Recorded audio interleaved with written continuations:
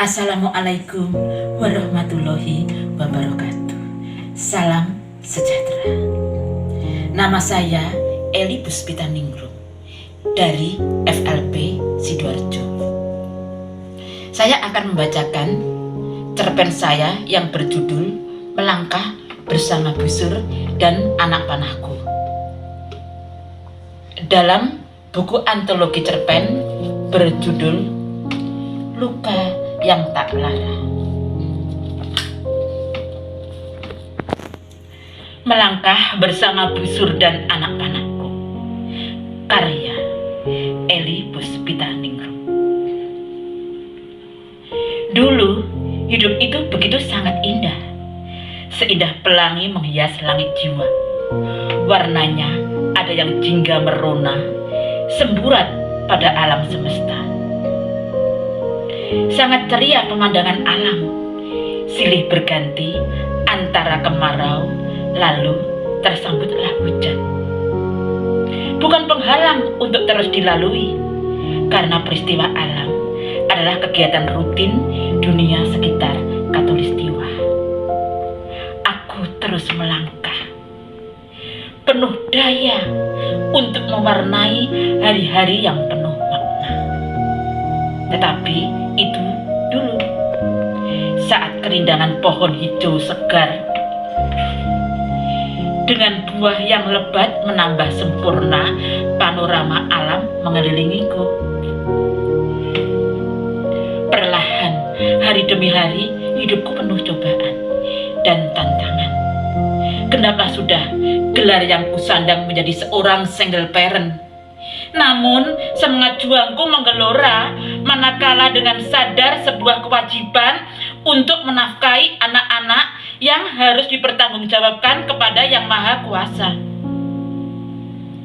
Hariku tetap semangat, lincah kesana kemari dengan andalan yang kumiliki sebagai guru matematika. Ilmuku sangat dibutuhkan banyak orang. Dengan sendirinya, jasa yang kuberikan membuahkan hasil yang tidak bisa dipandang sebelah mata. Akhir bulan Februari 2013 sampai dengan awal Desember 2013, semua serba berubah. Kerindangan pohon yang indah kini dengan liar benalu-benalu menempel tanpa permisi. Disambut kemarau panjang membuat lelah mata ini memandangnya. Itulah gambaran kehidupanku. Asaku terus melaju saat kegelapan malam menjemput bintang dan rembulan jauh di sana. Kaki-kakiku kuat berdiri tegak di atas kerikil-kerikil tajam. Ku lewati duri-duri yang tidak bersahabat. Ku tersimpuk. Derayan air mata deras jatuh ke bumi. Tangisan berat pada malam hari dalam sujudku memohon, ya Tuhanku, lindungilah hamba-Mu. Aku keluar dari perangkap yang menjerat kehidupanku. Mei 2014, benalu-benalu itu telah kupangkas. Dengan berdiri tegak layaknya Sri Kandi, aku terus melangkah bersama busur dan anak panahku. Tiba-tiba handphone dari dalam tasku berbunyi. Ambil dengan pelan lalu kulihat siapa yang menelpon. Oh, dia lagi. Penalu liar itu menghubungiku, kataku dalam hati. Benda elektronik itu kubiarkan berdering dan sengaja tidak kuangkat. Bagiku dia adalah benalu yang berpura-pura menyayangiku.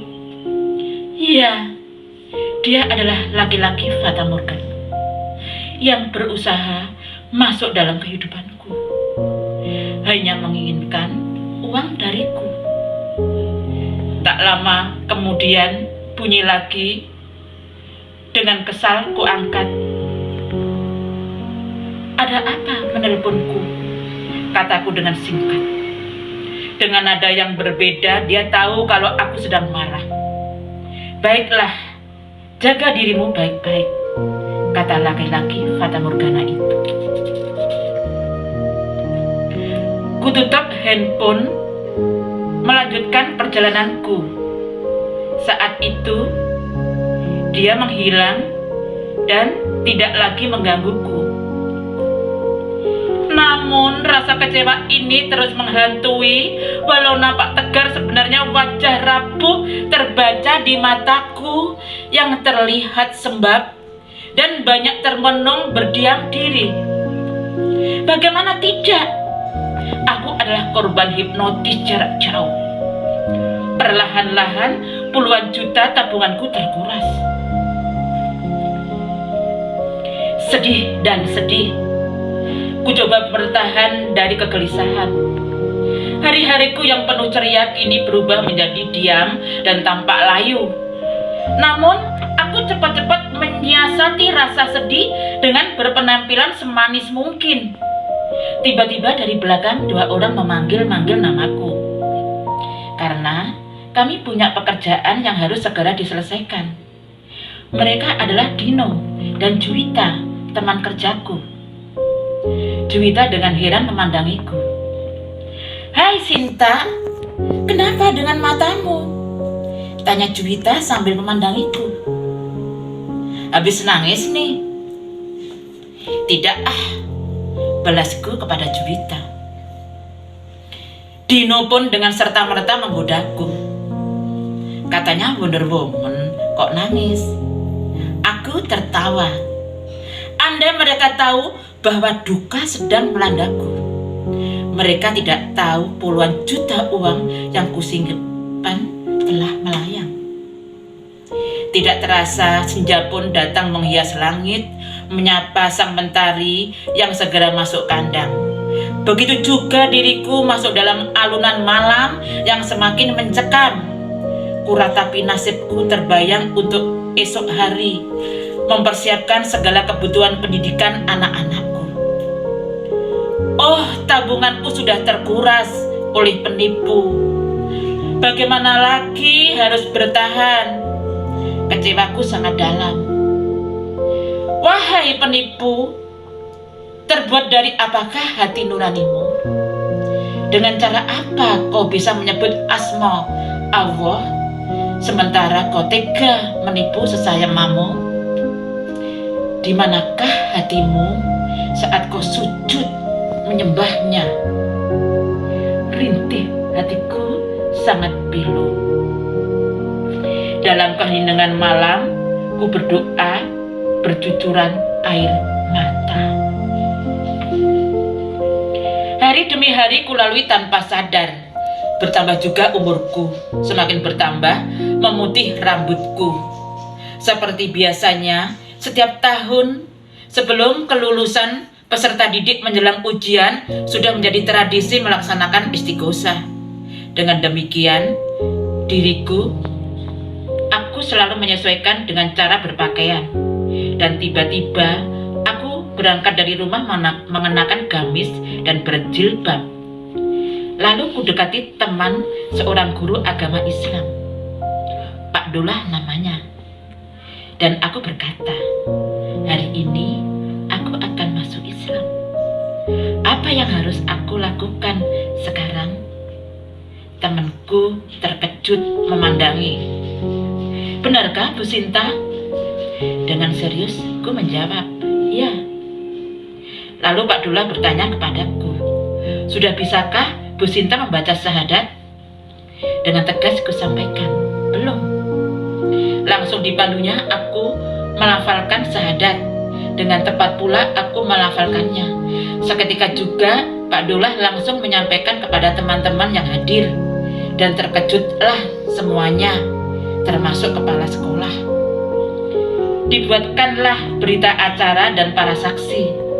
Acara sakral ini disaksikan oleh semua orang tua siswa kelas 9 yang saat itu hadir. Lalu dilanjut acara istighosah dimulai. Aku pun menggunakan mukena dari musola dan dilanjut salat maghrib berjamaah. Seketika itu pula aku bingung dan kutanya kepada teman di sampingku, Aku belum tahu cara sholat.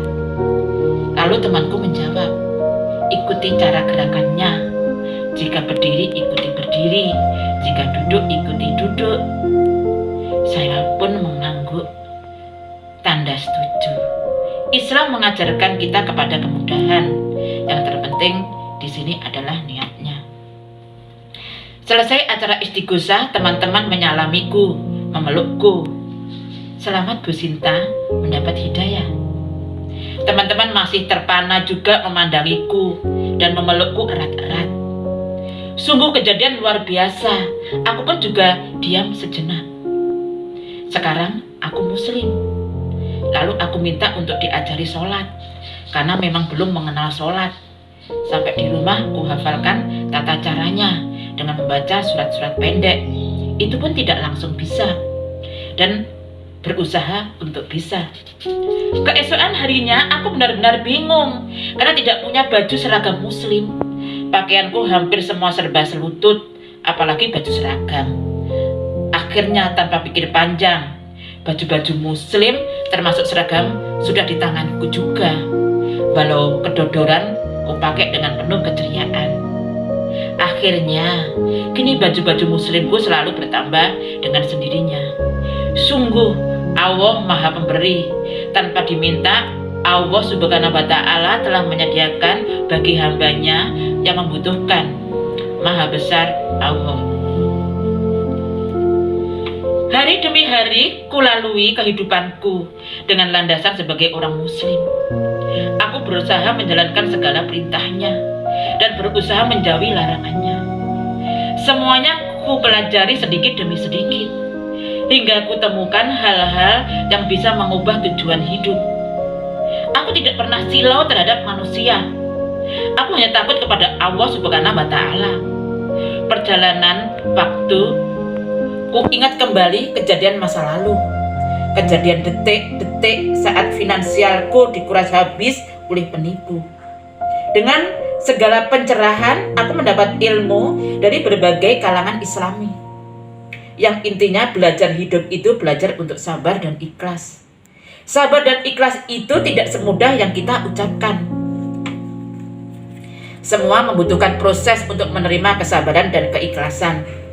Hal yang tidak mudah jika mengingat tabungan dikuras habis oleh penipu hingga hutang menumpuk karena kebutuhan hidup dan biaya pendidikan anak untuk di perguruan tinggi tidaklah sedikit. Sungguh kejam penipu itu. Aku bertahan hingga 6 tahun hingga akibat ditipu. Kehidupanku sempat porak-poranda karenanya. Sungguh maha besar Allah. Sekalipun dengan belajar kesabaran dan keikhlasan dalam tahap proses menata hati, Allah tetap memberikan rezeki hambanya. Rezeki itu tidak bisa dihitung secara matematika. Allah telah mencukupkan karena rezeki hambanya itu tidak pernah tertukar. Kadang ku termenung dan ku jawab sendiri pertanyaan-pertanyaanku selama ini. Allah menguji umatnya tidak akan melebihi batas kemampuan. Dengan cobaan yang kita terima, Allah mengajarkan kepada kita banyak hal, yaitu belajar kehidupan. Tidak semua manusia mampu dengan ujian ini. Semua ada tahapan, karena belajar hidup itu sebuah proses. Ada tantangan dan cobaan yang kesemuanya wajib kita pertanggungjawabkan kelak di akhirat. Pernah ada bisikan nurani, jika engkau dihina, maka engkau harus ikhlas dan sabar. Jika engkau sudah bisa menerimanya, maka disitulah sebenarnya engkau telah lulus dari ujian. Tetaplah bersabar, terus berjuang, berinovasi dalam bekerja, pantang menyerah, dan bermanfaat bagi orang banyak. Itulah antara lain energi positif kita sebagai manusia. Wassalamualaikum warahmatullahi wabarakatuh.